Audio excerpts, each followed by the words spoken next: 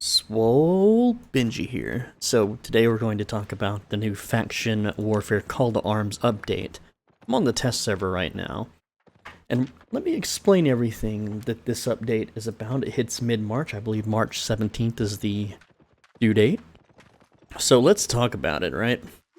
As you know, Faction Warfare, currently in the game, whenever you faction flag up, you can be killed in blue and yellow zones. Well, that's being changed. Now, if you faction flag in a blue and yellow zone, you will only be knocked down and receive a 5% durability loss. You'll also be respawned near the closest outpost. And what I mean by that is, like, say I'm in this zone in Pine Copse. Pine Copse? Like, say I'm in this zone and I get downed by another enemy faction player. I'll respawn at the closest one of these little outposts.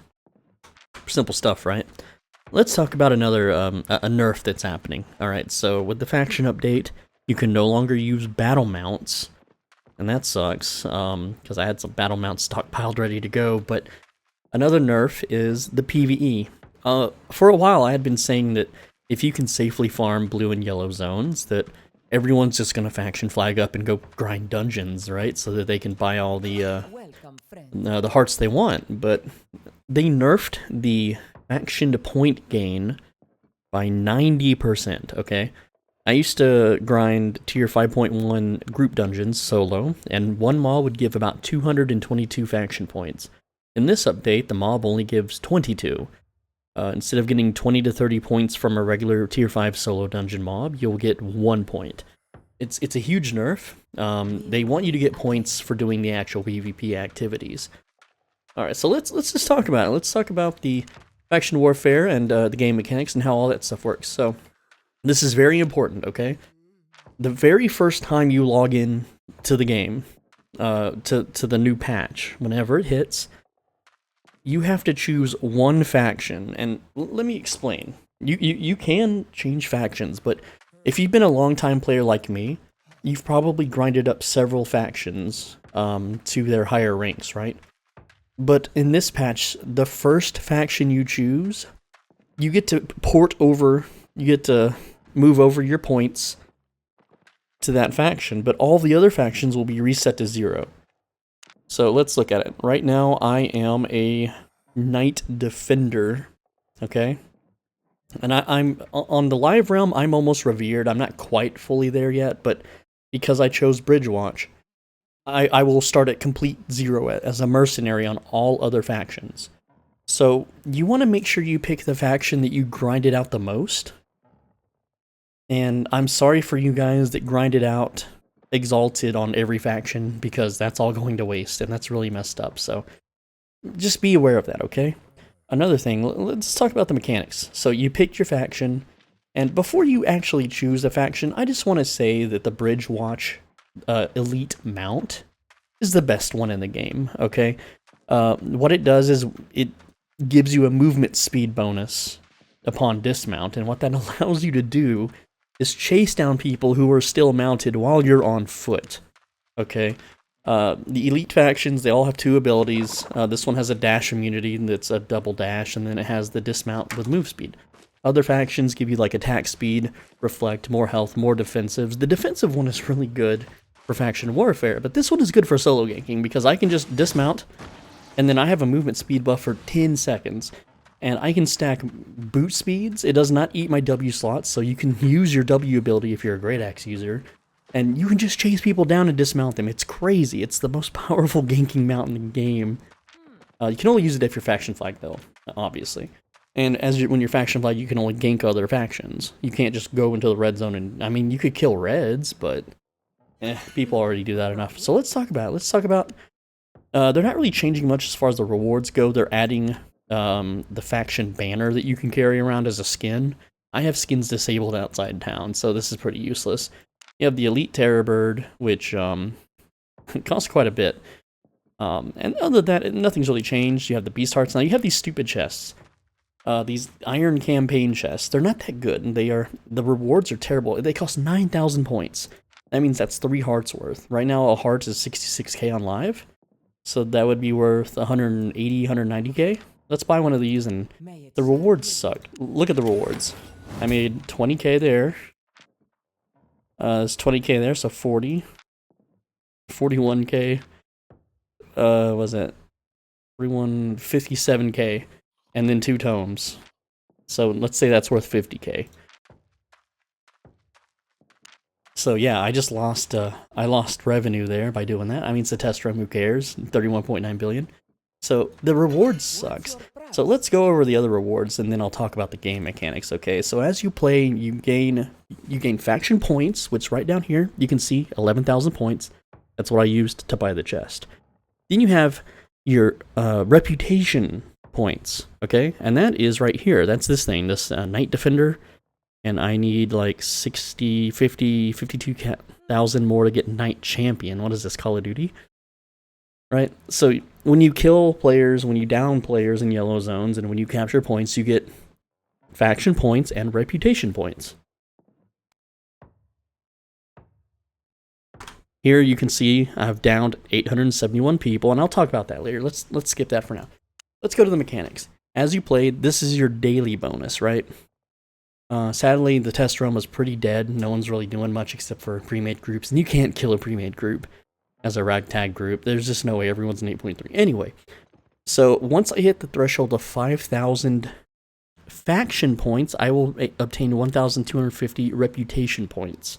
And then you can do this 2 more times for the day, and then that's all you can get for reputation for that. But you still get reputation for killing mobs, for doing objectives, and downing or killing players. And then this is your campaign rewards, which resets every week. This is a weekly reset, and you need premium for this. So that chest I just opened from the vendor, that's the first reward, which is an iron grade. And then you have the bronze grade, and then you have silver grade, and then you have the gold grade. So that's the rewards. They're okay. They're not the best. This just shows everyone's like progress here. So Bridgewater 7.5 million, Limhurst 3.4, 7.3 on Martlock. Now the devs wanted us to play as Bridgewater Martlock and not the other factions, but you can see people are doing it anyway because fuck the devs, right? They sold out, so who cares? Anyway, let's go over the mechanics. So you open the map, you'll notice that there's a lot of new zones. This is what the map normally looks like. They added way more blue zones, which is kind of silly, and more yellow zones, which is pretty good for gatherers and whatnot. It just means you're going to travel. It's going to take a lot longer to travel between cities now. A lot longer, like twice as long. 15 minutes. Used to be 7. It's also harder to get to Caerleon. Now we go to the political view, and you're going to notice these little flags. These are called outposts, right? And what this shows on the map is if there's a current battle, if someone is trying to capture an outpost, these things will look like this little under attack flag over here, and they will flash. So if I'm flagged in Bridgewatch, and I want to look for some faction fights, I'm going to look around the map and find the glowing sword flag here, and I'm going to ride up to it and start fighting. So that's pretty cool, right? Let's talk about other things on the map. So you have these golden stars and this golden bar. Well, what does that mean? That is how valuable that section is to capture. So if let's go over to Limhurst. Let's say I was attacking Limhurst and I took it over. It's worth 3. This one is worth 3 stars. So that's the value of capturing it. Now, let's say I recently captured this and then they recently captured it back. The stars would be depleted and this bar would slowly raise up. So if I captured it again, it will be worth way less. That way you can't capture win trade, okay? These things take time to max out their value. Now, if you look at the Caerleon areas, like 5, that's 5 stars? 5 stars. The really juicy, hard to fight areas, 5 stars for Runnelsink. So yeah, the more danger, the higher the risk, and the further away from town you are is the higher value, essentially. Not always. Like, this one's only worth 3 stars, but this one is worth 4 stars. Because there's more capture points. I guess the closer to town is the more value. My bad. Anyway, so that's the basic mechanics. Now, what do you get when you capture an outpost? Okay, when you go to an outpost, and you down the boss at the outpost, which, by the way, there are some builds that can solo it.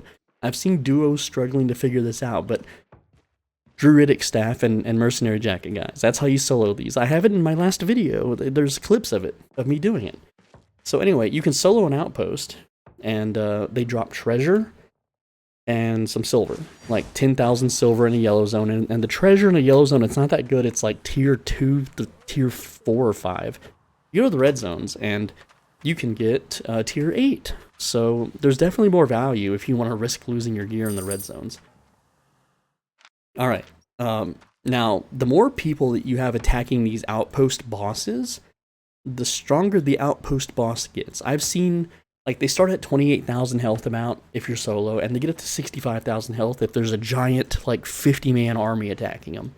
And they also have a 50% or more defense bonus when they have that many people attacking them. So it's actually more ideal to not have your entire guild just swarming the zone, taking over the outpost. You should split up into like little 5 to 10 man groups and then take them out that way. Unless the opposing team has a bigger army or a better army than you. Also note that you can only capture outposts that are connected to you. So like right now you can see that this whole orange area is Bridgewatch. If I rode up into the middle of Limhurst, like let's say I wanted to go to Flinsdale, these names. Let's say I went to Flinsdale and wanted to capture this. Well, I can't. You see this little sword icon with the node, the red circle with the line through it? I could go here and I could kill people all I wanted, but it would not let me capture the outpost. I see a lot of pre-mades running around trying to do this, and it doesn't work. Now, another thing to note on the rewards, if you go at certain times of the day, Caerleon will automatically reclaim all of its land. It's just automatic. And if you go during what's called Bandit Invasion, the rewards that drop are way higher. I've seen 8.2, I've seen like 1 million drop per player for a 10-man group. So the rewards are definitely there. This is where you want to be farming. Like every faction, instead of fighting each other, should just fight Caerleon. Alright? And now it's a little different if you're part of Caerleon. They have a faction too. The Caerleon faction, the way it works is you don't really, like, you can capture land, but if you're flagged for Caerleon and you went to Bridgewatch and you started capturing land, the rewards are way, way better. But at the same time, your fellow Caerleon bros can kill you and take your shit. And also, at some points, Caerleon's like areas become bandit infested, and then they can take it back for their Caerleon little faction or whatever, right? The rewards are better if you're in Caerleon. Just straight up, like, the treasure's better, but the risk is much higher because you have all these red zones you have to get through before you can get to the yellows. And if you do down a Caerleon player in a yellow zone, they don't die, they just get downed and they get teleported back to their nearest outpost. But the fact that big mega guilds will go to Caerleon and then kill anyone that's not in their guild makes it for, like, solo players, you can't really do it. So what's some more game mechanics? There is no limiting IP. You receive a 5% durability loss. As you can see, like this zone here, it is Bridgewatch controlled. Whoever has the majority of the bases. So Bridgewatch has 3 and Martlock has 2. So if Martlock captures one more of these, then it will, there's a little bar. And let me show you what I mean. See how there's like an orange bar right here above Flat River Trough? That means it's Bridgewatch owned. And then you see this little gray bar here, that means it's Caerleon owned.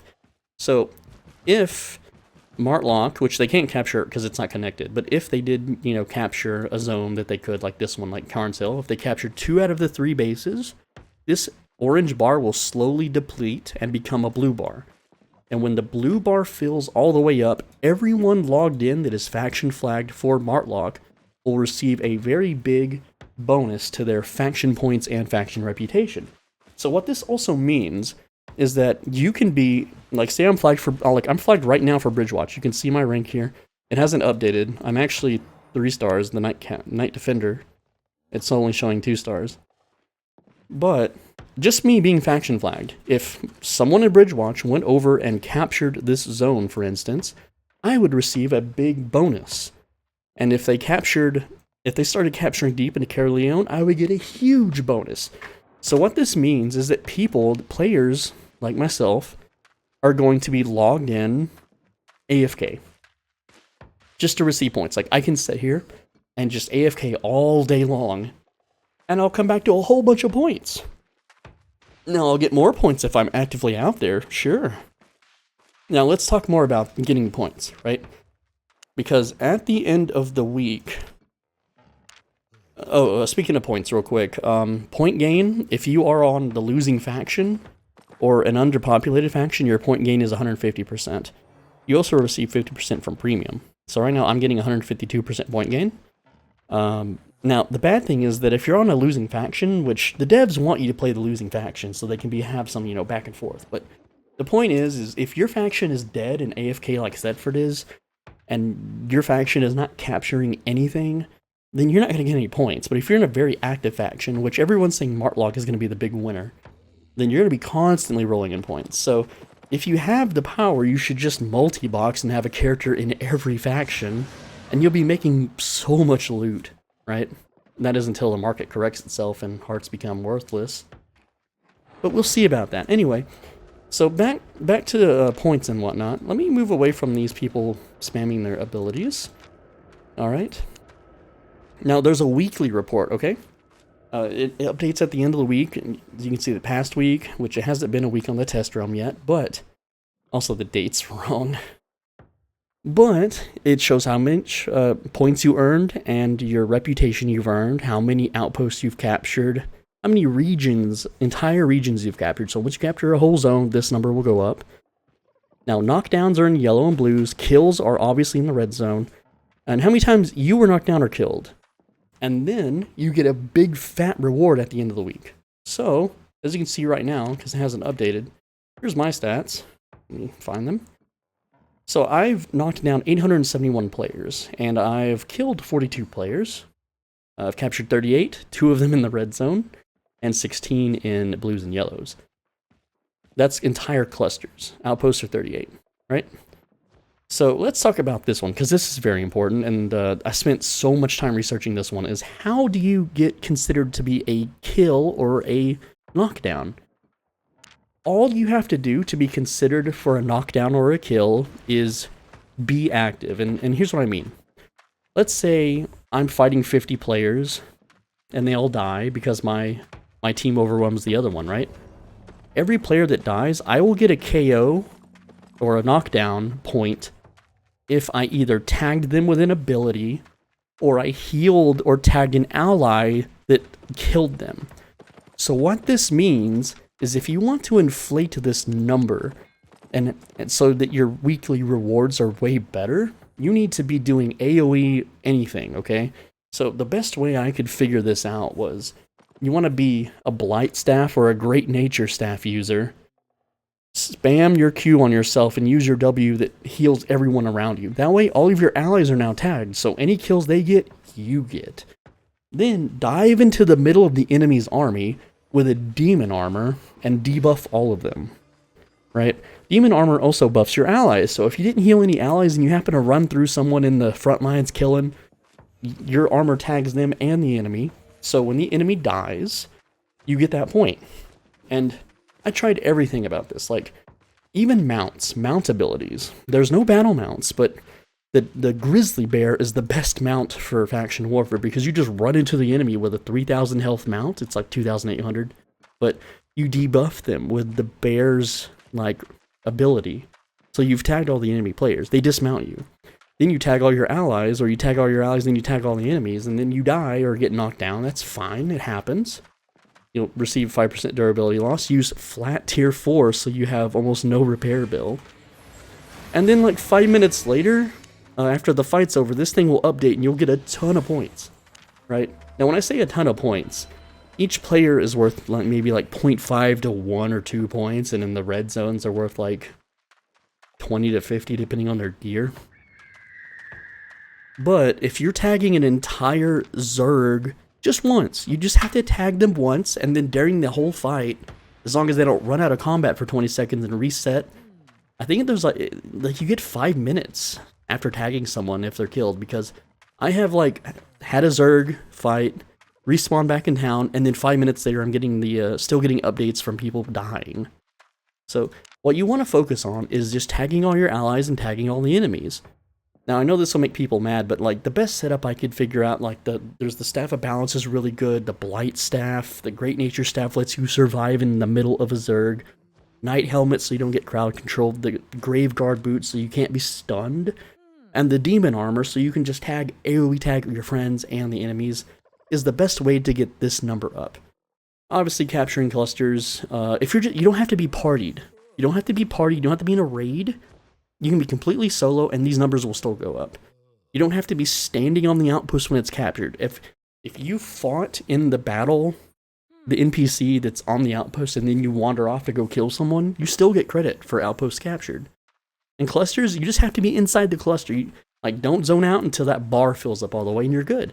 That's all you gotta do. And sadly, the rewards, it's just hearts and some shitty chests, and the animals are good, but only when you're actually doing the faction PvP. So I'm SwoleBenji, thanks for watching. I know there wasn't really much on the screen to show you, but really the test realm has already died. It's very inactive. See, like there's no fights going on at all anywhere. Maybe with other factions, maybe? I'm just looking for these to light up with a sword icon. Yeah, see there's nothing going on at all. It's completely dead. Like, just no fights at all, man. It's really sad.